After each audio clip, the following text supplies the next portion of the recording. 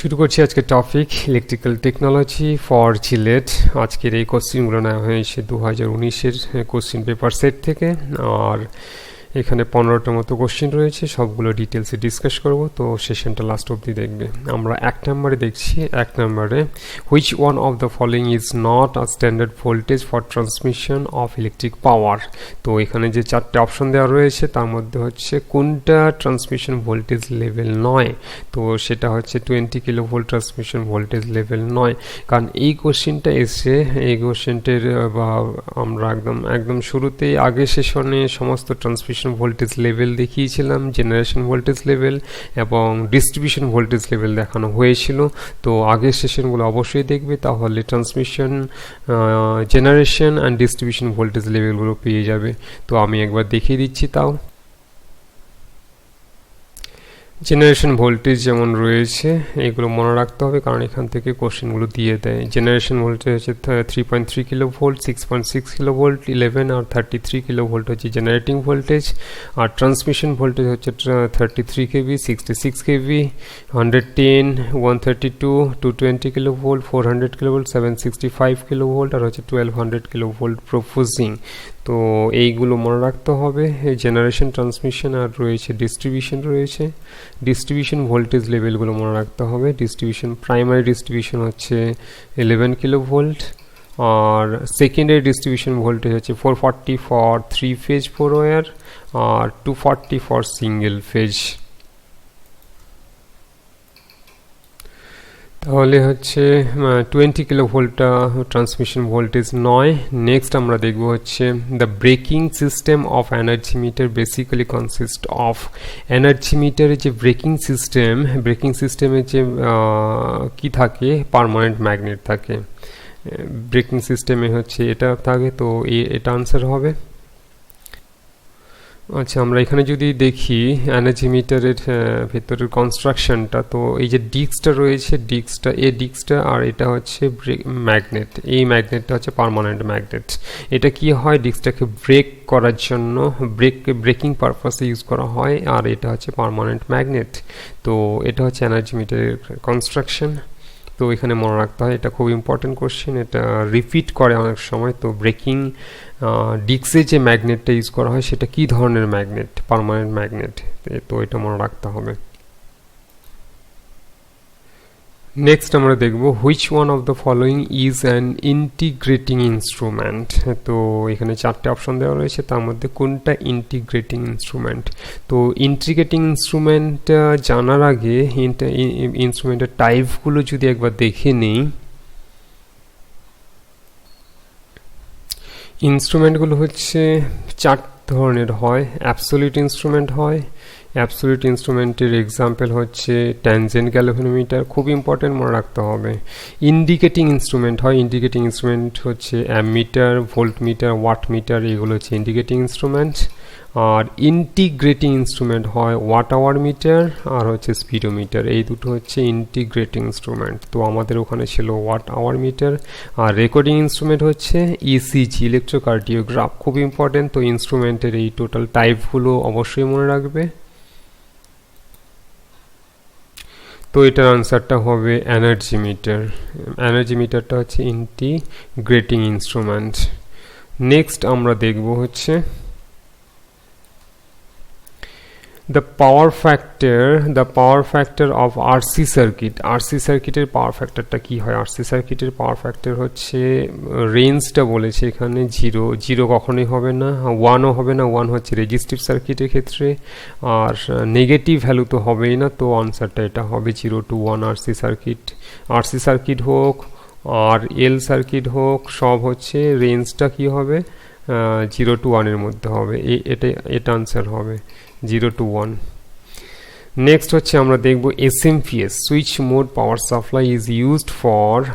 এটা switch mode পাওয়ার সাপ্লাইটা হচ্ছে obtaining controlled DC power supply. তো এটা মনে রাখতে হবে, ডিসি পাওয়ার সাপ্লাই পাওয়ার জন্য হচ্ছে SMPS ইউজ করা হয়। তো এটা আনসার হবে। নেক্সট আমরা দেখব colour code for the phase and neutral wire in 230 volt supply. আচ্ছা, 230 ভোল্ট সাপ্লাইয়ে ফেজ ওয়্যারের কালার আর হচ্ছে নিউট্রাল ওয়্যারের কালার কি হবে?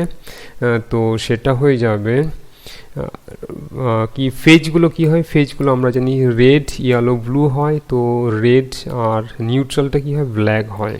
তো সি এরটা আনসার হবে, কারণ এখানে রেডটা কি রয়েছে? রেডটা হচ্ছে ফেজ আর ব্ল্যাকটা হচ্ছে নিউট্রালের ক্ষেত্রে। আর আর্থের ক্ষেত্রে মনে রাখতে হবে, আর্থের ক্ষেত্রে হচ্ছে গ্রিন হয়। আর্থের ক্ষেত্রে হচ্ছে গ্রিন হয়, গ্রিন। আর্থের ক্ষেত্রে গ্রিন, এই যে গ্রিন কালারটা হচ্ছে আর্থের ক্ষেত্রে। আর নিউট্রালের ক্ষেত্রে কি হয়? নিউট্রালের ক্ষেত্রে ব্ল্যাক কালারটা হয় নিউট্রাল, ব্ল্যাক হচ্ছে নিউট্রাল। আর ওয়াইবি মানে হচ্ছে ফেজ, রেড, ইয়েলো, ব্লু হচ্ছে ফেজ। তো কালার কোডটা অবশ্যই মনে রাখতে হবে, খুব ইম্পর্টেন্ট। তাহলে এখান থেকে অনেক সময় দিয়ে দেয় যে আর্থের কালারটা কি হয়? আর্থের কালার গ্রিন হবে, নিউট্রাল ব্ল্যাক হবে। আর ফেজ তো জানি হচ্ছে আর ওয়াইবি, ফেজ হচ্ছে আর ওয়াই, আর হচ্ছে B for blue, Y for yellow, red R for red, তারপর হচ্ছে ব্লু। ঠিক আছে, তো নেক্সট আমরা দেখব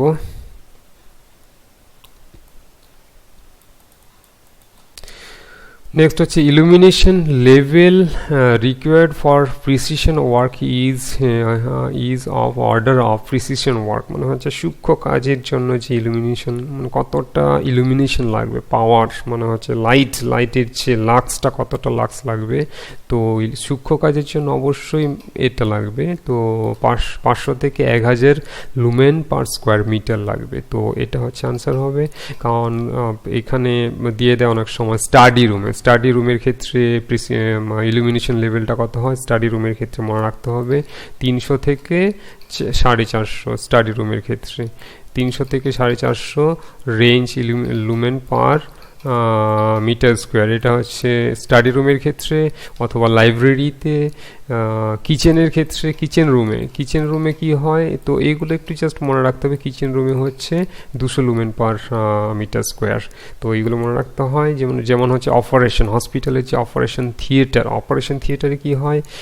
প্রায় near about 4000 lumen per metre square use করা হয়, 4000 lumen per metre square use করা হয়। তো এইগুলো মনে রাখতে হবে, এখানে এই ধরনের কোশ্চেনগুলো দিয়ে দিচ্ছে। নেক্সট হচ্ছে conductivity is analogous to. Conductivity কি করে? কন্ডাক্টিভিটি কারেন্টটাকে ফ্লো করতে সাহায্য করে। তো কার অ্যানালগাস? এখানে আমরা দেখব যে রেজিস্টিভিটি অপোজ করে। পারমিয়াবিলিটিটা দেখতে পাচ্ছি, পারমিয়াবিলিটি কি হয়? ম্যাগনেটিক মেটেরিয়ালে ফ্লাক্সটাকে প্রডিউস করতে সাহায্য করে। তো ম্যাগনেটিক সার্কিটের সাথে যদি ইলেকট্রিক্যাল সার্কিট যদি কম্পেয়ার করা হয়, তাহলে ম্যাগনেটিক সার্কিটে কি করছে? পারমিয়াবিলিটি এমন একটা প্রপার্টি যেটা ফ্লাক্সটাকে প্রডিউস করতে সাহায্য করে। আর ইলেকট্রিক্যাল সার্কিটে কন্ডাক্টিভিটি এমন একটা প্রপার্টি যেটা কারেন্টটাকে ফ্লো করতে সাহায্য করে। তো পারমিয়াবিলিটিটা হচ্ছে কন্ডাক্টিভিটির হচ্ছে অ্যানালগাস। নেক্সট আমরা দেখব, চলে আসবো Next, a delta connection of resistance contains 3 equal resistance 60 ohm. The resistance of each arm of equivalent star connection will be. তো ডেল্টা দেওয়া আছে 60 ওহম, স্টারে বের করতে বলেছে। এটা খুব ইম্পর্টেন্ট এবং খুব ইজি। এটা ডেল্টা টু স্টার, এই রিলেশনটা আমি আগের সেশনে অলরেডি ডিসকাস করেছি। তো আগের সেশনগুলো যারা দেখোনি অবশ্যই দেখবে, কারণ সেখান থেকে আগের সেশন থেকে অনেক কোশ্চিন কিন্তু অনেক কনসেপ্ট, অনেক কোশ্চেন রিপিট হচ্ছে। তো অবশ্যই দেখবে। এখানে আমি বলে দিচ্ছি ডেল্টা স্টারের মধ্যে রিলেশনটা কি। এখানে আর ডেল্টার সাথে এটা হচ্ছে ডেল্টা ডি, আর ডেল্টার সাথে স্টারের রিলেশনটা হচ্ছে 3 into resistance, star resistance, 3 into star resistance. তার মানে কি হয়েছে? ডেল্টায় কত রয়েছে? 60 ওহম রয়েছে। ডেল্টায় 60 ওহম, তাহলে এই পাশে আমরা 60 বসিয়ে দেবো। তাহলে স্টারের রেজিস্ট্যান্স কি হবে? 60/3 হয়ে যাবে। তো রেজিস্ট্যান্সটা হয়ে যাবে, রেজিস্ট্যান্সটা হয়ে যাবে 20, 60/3 ইকুয়ালস টু রেজিস্ট্যান্সটা হয়ে যাবে 20।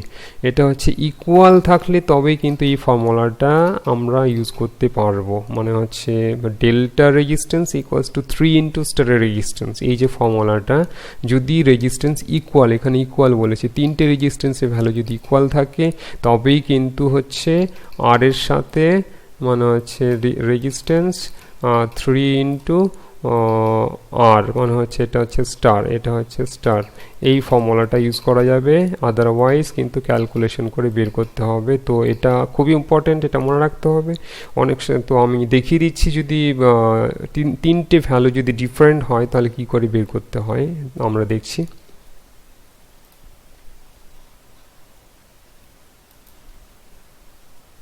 এখানে একটা ডায়াগ্রাম রয়েছে, এই যে ডেল্টা আর স্টার, বাইরেরটা দেওয়া রয়েছে ডেল্টা, ডেল্টাতে রেজিস্ট্যান্স দেওয়া রয়েছে R1, R2, R3, আর ভেতরেরটা হচ্ছে স্টার কানেকশন, তো ভেতরে দেওয়া রয়েছে X1, X2, X3। তো কি হয় এখানে দুটো কনভার্সন আমি একসাথে দেখিয়ে দিচ্ছি, একটু মনে রাখবে, ফর্মুলাগুলো জাস্ট মনে রাখতে হবে। সাপোজ ধরো হচ্ছে ডেল্টায় দেওয়া রয়েছে, মানে হচ্ছে R1, R2, R3 দেওয়া রয়েছে, তো X1, X2, X3 বের করতে হবে, তার মানে হচ্ছে ডেল্টা টু স্টার বের করতে হবে, ডেল্টায় দেওয়া রয়েছে স্টারে বের করতে হবে, রেজিস্ট্যান্সগুলো ডিফারেন্ট। তো ফর্মুলাটা কি হচ্ছে, X1 যখন এই রেজিস্ট্যান্সটা যখন বের করব, এই রেজিস্ট্যান্সটা যখন বের করব তখন কি হবে, এই X1 এর সাথে কোন দুটো রেজিস্ট্যান্স কানেক্টেড রয়েছে, R1, R3 ডিরেক্টলি কানেক্টেড রয়েছে। তো কি হয়ে যাবে, X1 equals to R1 into R3 divided by total resistance, মানে ডেল্টা ফরমেশনের R1 plus R2 plus R3। তো এই রকম এটা হচ্ছে X1 বের করার ফর্মুলা। একই রকমভাবে X2 বের করব, X2 যদি বের করি, X2 এর সাথে কোন দুটো রেজিস্ট্যান্স কানেক্টেড রয়েছে, R1 আর হচ্ছে R2, তাহলে R1 into R2 divided by R1 plus R2 plus R3, R1 plus R2 plus R3। একই রকমভাবে X3 বের করব, তাহলে X3 কি হবে, X3 হচ্ছে R2 ইন্টু R3, এই যে R2 into R3 divided by তিনটে রেজিস্ট্যান্স। তো এটা হচ্ছে ডেল্টা টু স্টার বের করলাম। একই রকমভাবে আমরা বের করব স্টার টু ডেল্টা, স্টারে দেওয়া থাকবে মানে X1, X2, X3 দেওয়া রয়েছে, R1, R2, R3 বের করতে হবে। তো এটা কিভাবে বের করব, R1 ইকুয়ালস টু R1 এর সাথে কোন দুটো রেজিস্ট্যান্স কানেক্টেড রয়েছে, X1, X2, তো এখানে প্লাস হয়ে যাবে, ফর্মুলা কিন্তু ডিফারেন্ট, এটা প্লাস হয়ে যাবে। তো এখানে হয়ে যাবে X1 প্লাস X2, এই যে X1 plus X2 plus X1 into X2 divided by X1 আর X2 এর অপোজিট রেজিস্ট্যান্স হচ্ছে X3। তো এই যে ডিভাইডেড বাই অপোজিট রেজিস্ট্যান্স। একই রকমভাবে যখন R2টা বের করবো, R2 এর সাথে কোন দুটো কানেক্টেড রয়েছে, ডিরেক্টলি হবে X2, X3, তাহলে X2 plus X3 plus X2 into X3 divided by X1 আর X2 এর অপোজিট রেজিস্ট্যান্স X3। তো এটা হচ্ছে R2 এর ফর্মুলা। একই রকমভাবে R3 আমরা বের করব, R3 এর সাথে কি কোন রেজিস্ট্যান্স কানেক্টেড রয়েছে, X1, X3, তাহলে X1 plus X3 plus X1 into X3 divided by opposite resistance X2। তো যদি কি বললাম, যদি ডেটাগুলো রেজিস্ট্যান্সের ভ্যালু যদি ডিফারেন্ট থাকে তাহলে কিন্তু এই ফর্মুলা মনে রাখতে হবে, না হলে সেম রিলেশন মানে হচ্ছে বা delta resistance equals to 3 into star resistance, আগের ফর্মুলাটা দিয়ে বেরিয়ে আসবে। যদি ডিফারেন্ট থাকে তাহলে এই দুটো ডেল্টা টু স্টারের ক্ষেত্রে এই ফর্মুলা, আর স্টার টু ডেল্টার ক্ষেত্রে এই ফর্মুলা মনে রাখতে হবে। নেক্সট দেখব হচ্ছে the reactance offered by a capacitor to an alternating current of frequency 50 Hz দেওয়া রয়েছে is 20 ohm। রিঅ্যাকটেন্সটা হচ্ছে XC ইকুয়ালস টু দেওয়া আছে XC ইকুয়ালস টু 20 ohm দেওয়া রয়েছে, 20 ohm, ঠিক আছে, XC ইকুয়ালস টু 20 ohm দেওয়া রয়েছে।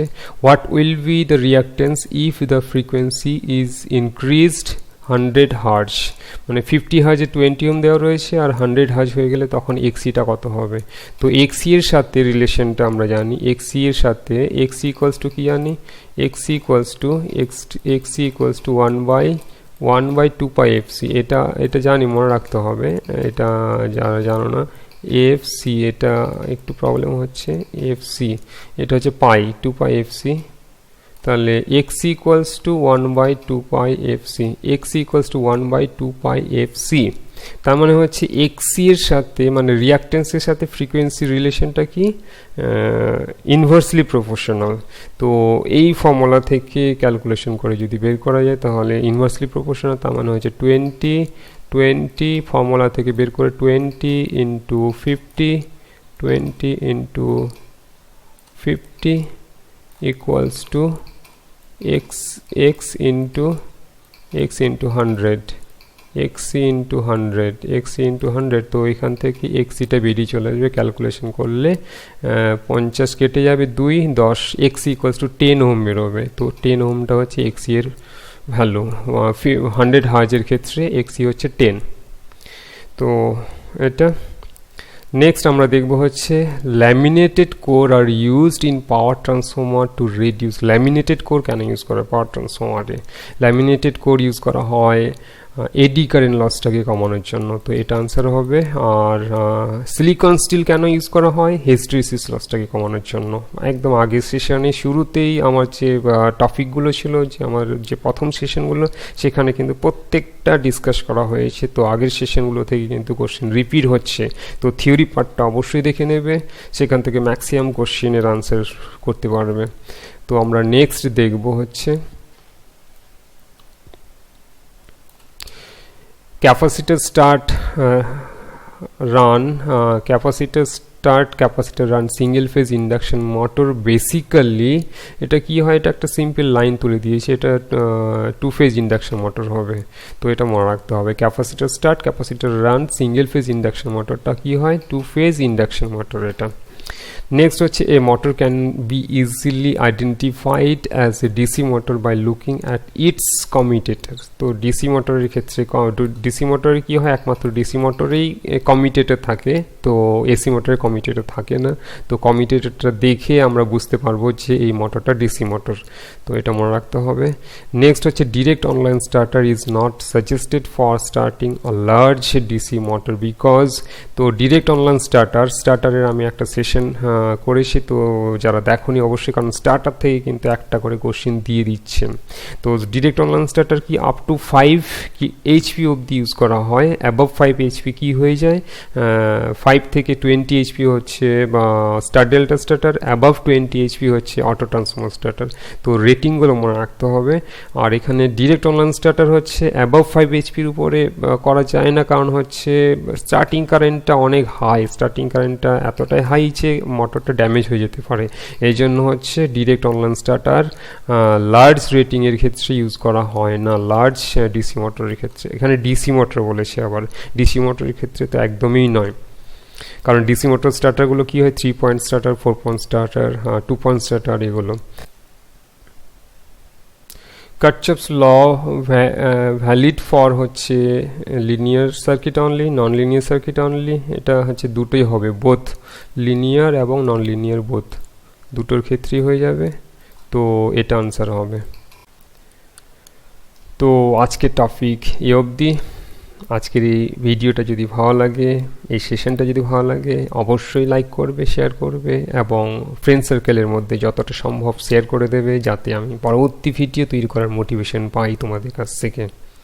এইটুকু আশা রেখে আমি আজকের টপিক শেষ করছি। ধন্যবাদ।